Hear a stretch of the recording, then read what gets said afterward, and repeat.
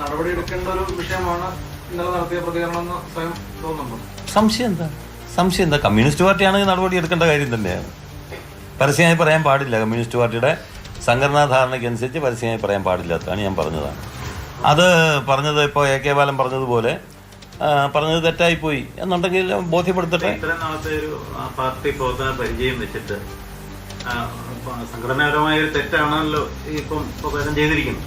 അതിന് കിട്ടാവുന്ന ഒരു പരമാവധി ശിക്ഷ എന്തായി? അതാ എൻ്റെ ഘടകം തീരുമാനിക്കുന്ന ശിക്ഷയാണ്. എന്തുമാവാം.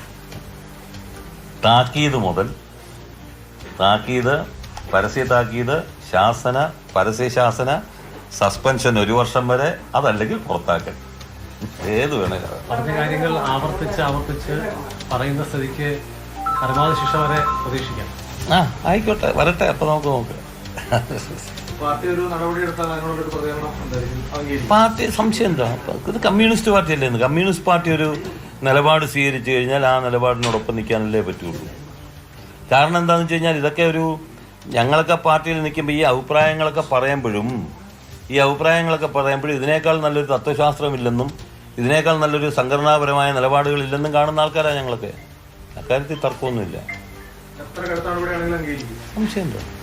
ഒരു കാര്യം, അതായത് എനിക്ക് പദവി കിട്ടാത്തതിൻ്റെതല്ല ജോലിനെ ഉൾപ്പെടുത്തിയത് ശരിയായ കീഴ്വഴക്കമല്ല എന്നുള്ളതാണ് പറഞ്ഞത്. പക്ഷെ ഫേസ്ബുക്കിലിട്ട പോസ്റ്റിനകത്ത് പറയുന്നത് ചതിവ്, വഞ്ചന, അവഹേളനം, 52 വർഷത്തെ പ്രവർത്തനം, ലാസ്ലാം എന്ന് പറയുമ്പോൾ 52 വർഷമായി. അത് മറ്റേത് രണ്ടും രണ്ടായിട്ടങ്ങ് വായിച്ചു കഴിഞ്ഞാൽ പ്രശ്നമില്ലല്ലോ.